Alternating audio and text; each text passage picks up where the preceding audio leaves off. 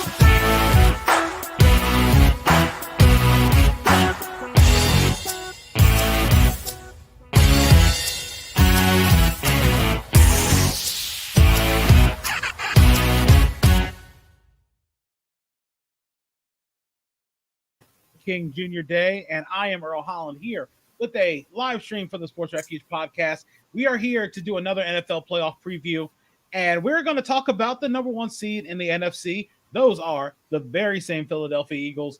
And here with me to talk about the Eagles is longtime Eagles fan Justin Watson. Thank you so much for being on the show, Justin. I really appreciate it. Thank you for having me, man. It's a pleasure and an honor. The question I normally ask fans when I do this line of questioning is, how did you become an Eagles fan, and how long have you been an Eagles fan? So how did I become an Eagles fan? That's an interesting question. I really don't know how to answer it honestly, but it would probably be my dad kind of made me be an Eagles fan, right? He introduced me to all the sports that I'm into, and he was an Eagles fan, so I just kind of gravitated towards the Eagles, and I've been an Eagles fan forever. I can remember like Randall Cunningham, like that was my first memory of being an Eagles fan. Just Randall Cunningham, the ultimate weapon, and the Buddy Ryan defenses that people to this day still talk about here in Philadelphia. So, yeah, those are really kind of my earliest and fondest memories, some of the fondest memories of being the Eagles fan. What is the most memorable Eagles moment? I'm assuming it's Nick Foles leading the Eagles to the Super Bowl over New England. I can't think of anything else that's even comparable to that. No, there's nothing that compares to that whatsoever. That entire Super Bowl game is forever etched in my mind. The Philly special, Philly. They always talk about that here, and just the strip sack fumble, Brandon Graham stripping Tom Brady, just all the things that happened. And even when it happened, even when that last play and that ball hit the ground, I think it's the Philly fan mentality. I was waiting for there to be like a flag or a whistle or something that says, no, this game isn't over yet. But that's probably one of my fondest memories. And that's like the easy answer, right? But when I really think of some of my fondest memories, 4th and 26 is a big one. In the playoff, Donovan McNabb to Freddie Mitchell, 4th and 26 against the Green Bay Packers. Randall Cunningham punting the ball out of the end zone I think it was against the Cowboys, I can't remember if it was the Cowboys or the Bills. So I guess that memory is not as great. But yeah, that Super Bowl, I think, probably stands out in every real Eagles fan's mind. What were the expectations coming into the season for the Eagles? I know Nick Sirianni heading into year 2 as head coach. What were you expecting? What were you hoping some of the big changes would be? So honestly, like as a fan, I was just expecting them to be a little better, to look a little better than they did last year, right? They made the playoffs last year. They kind of squeaked in there, kind of squeezed there, snuck their way in there. This year, I felt like playoffs would be great, but I want to see them look better than they did. And honestly, I on one of the podcasts that I do, we kind of predicted the season. We went through game by game and predicted the season, and I predicted them to be 12-5 during that show, even though I didn't really feel like that was a reality. I predicted them to be 12-5. They end up 14-3.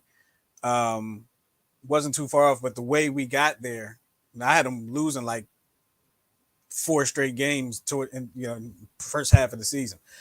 But um, I did not expect them to be as good as they were. I still feels kind of fake. To be honest with you, still feels like a dream that they're as good as they are right now. But 12-5 was like my prediction, and I just really wanted to see them look better than they did last year. Which game made you feel extremely confident of that the Eagles are going to the playoffs? Was it the win over Dallas? Was it any other particular game that stood out in your mind? Was it the trouncing of the Vikings? So this answer may surprise you. It wasn't the win against Dallas because we know Dallas, Dak Prescott wasn't playing, and we don't even know if that's an advantage at this point right now, right? I guess that's a little shot at Dallas. The Vikings game, even though it was such a blowout, it was still so very early in the season, right? So I kind of just take that with a grain of salt. Surprisingly enough, it was the game against the Packers. It was the game against the Packers because they get out to like a 14-0 lead quick in the game. And then they gave it right back. And then you turn around and you see how they back and forth.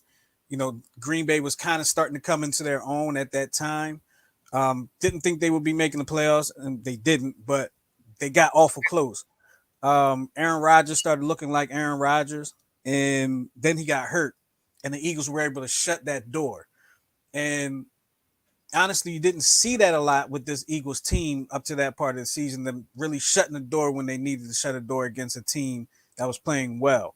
And at that point, I felt like the Packers were playing well. They were playing for their season. And once they were able to shut that door, I started internally feeling more confident in the team, more confident in the Eagles as them being one of the better teams in the league. While going out to such a strong start to the season, it wasn't a question that you were worried about the team making the playoffs, but was there a particular game that had you worried? Was it that second game against Washington? Was it some other game in there that that maybe had gave you a little bit of a pause of how well they could play in the playoffs? There was the first game I would say there was more than one, right? But and it was kind of like a conglomerate.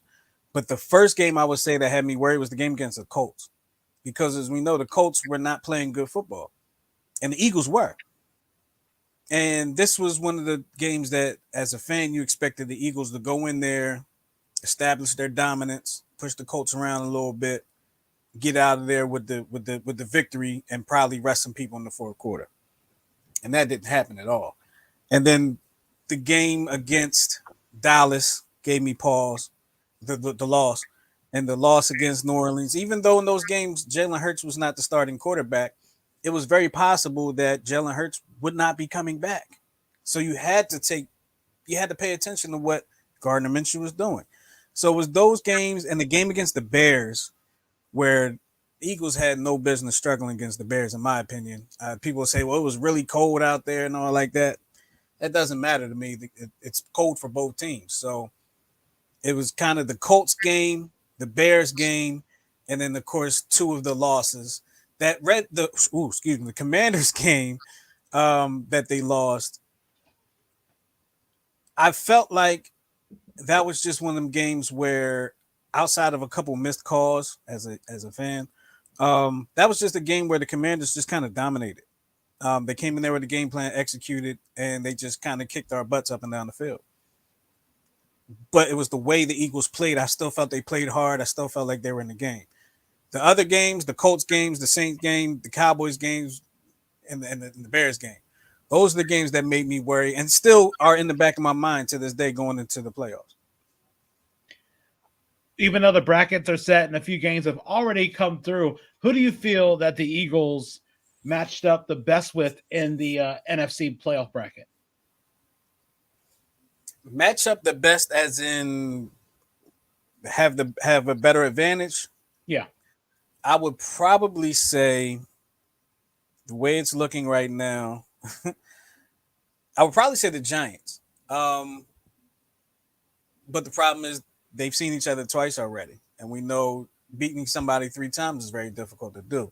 But I feel like the front four of the Eagles defense is better than the offensive line of the Giants, and they can get pressure on Daniel Jones.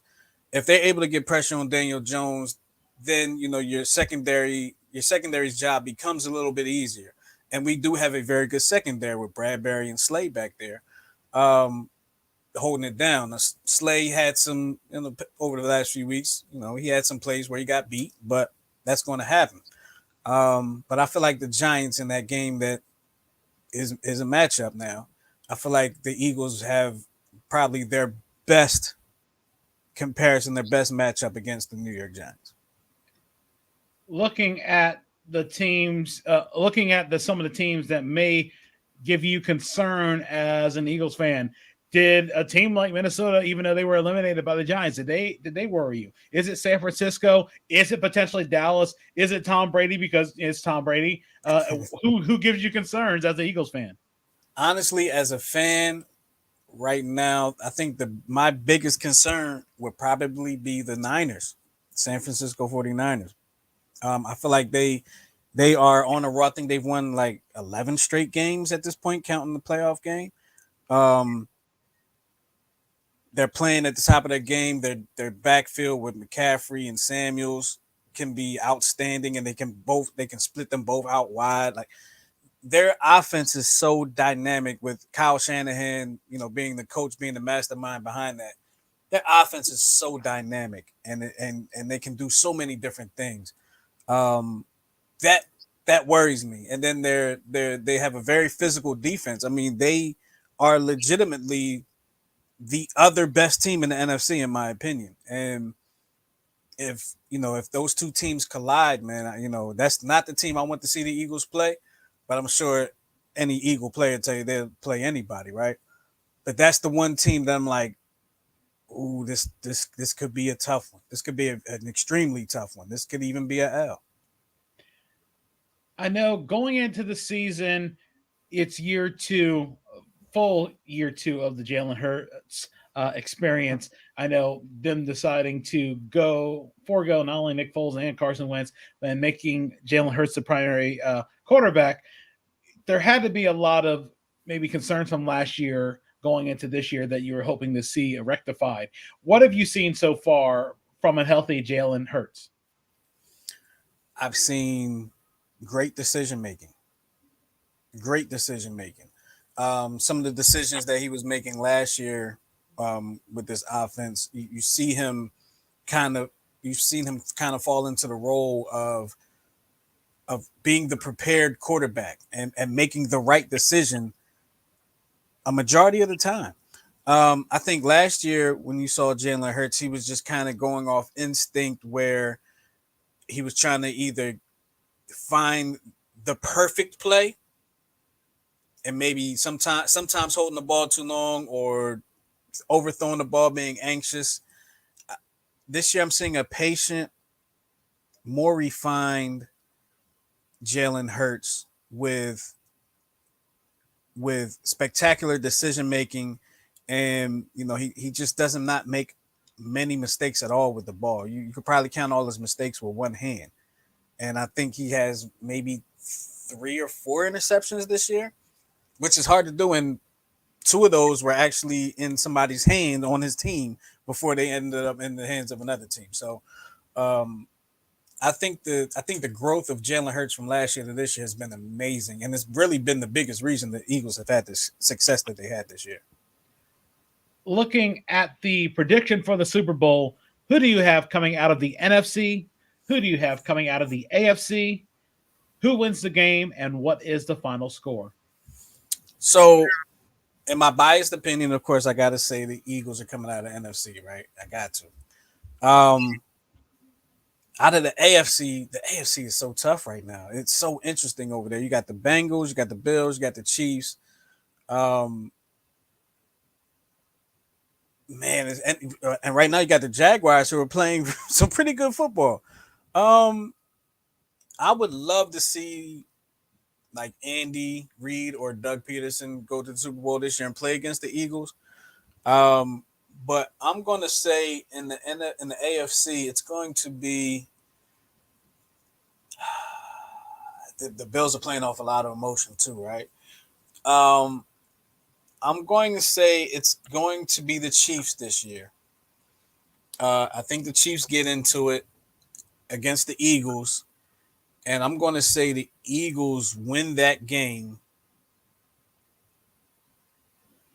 27-17.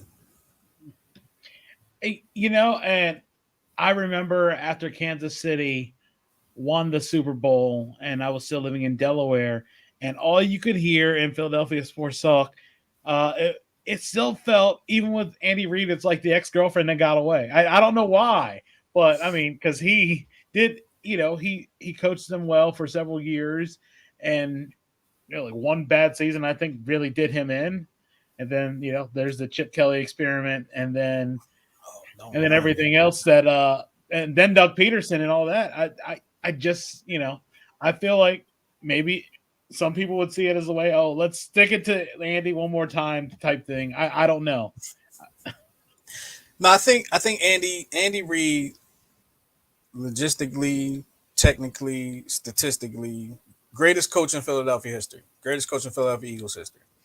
Um, when it was time for him to go, it was time for him to go. It wasn't because he was a bad coach; he was still a good coach.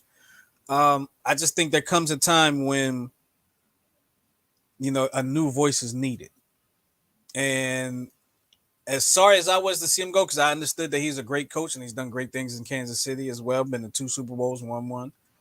Um, I felt like it was probably time for a new voice in that locker room. And we saw Chip Kelly in there, and Chip Kelly had some success. Let me not just dog Chip Kelly. He had some success. But by like year 3, they had him out of there before the season was over. And then you get Doug Peterson. He came in, he did his thing. And I think some people, in fact, it's probably like 50-50. In Philadelphia, we like seeing Andy Reid and Doug Peterson be successful. Some people could care less. I like seeing them be successful. So, like you said, this is kind of like your ex-girlfriend doing something good. Like, oh, that's good for you. Okay, but it means nothing for me. But it almost feels like if the Eagles were not good this year and Doug and Andy were having success, guarantee you a lot of people here in Philly would be rooting for Doug or Andy going forward throughout the playoffs. It's funny. I think I heard with the Chip Kelly thing. What really did him in is that he made them reschedule the holiday party. And I heard someone said Jeffrey Lurie said this will never happen again, and that led to the firing. It's like, again, that was the call. They were going to give him another year, and you made me reschedule this big holiday party that we had every year. And that was wow. That's actually the first time I've heard that. I heard that up there. I think that was like, let's see. Yeah, because I was working up there, started 2015, so that was right in the middle of the Chip Kelly experiment. Let's put it this way. I know you probably have more insider information than me, so I'm going to go with what you said. Again, how much substantiated, I don't know, but weird people have been fired for weirder things than a holiday party. That's true. That is true. They didn't even do anything else. Like, no, you made me reschedule this because I hear they do, like, I heard it was like they do big elaborate holiday parties, and the fact that they had to reschedule because he wanted them to or something else, that was probably the straw that broke the camel's back. They're probably going to stick with them again, even this, aside from that struggle in year 3. Well, a lot of the story was he wasn't well liked within the building. Yeah, not just from the higher up. I'm talking about cafeteria staff. Like, just nobody was really fond of him. Yeah, and I think that attitude, and you do that to force a hand to move something that the owner puts on every year. Yep, I can see that. Yeah, absolutely. As we wrap this up, I want to say thank you so much for being a part of this. Want to know if you had any shout outs that you wanted to give, anything you wanted to promote, and what are ways people can reach out to you to talk not only Philadelphia Eagles football, Philadelphia sports in general, and baseball in general. Well, first of all, thank you for having me on. It's been an honor, and anytime, Earl. I'm just telling you right now, anytime, and you know this. Um, you can find me on Instagram and Twitter at J Watson Radio Man, JWATSON Instagram and Twitter. You could follow my channel on YouTube, New Twist Radio. Subscribe, appreciate it.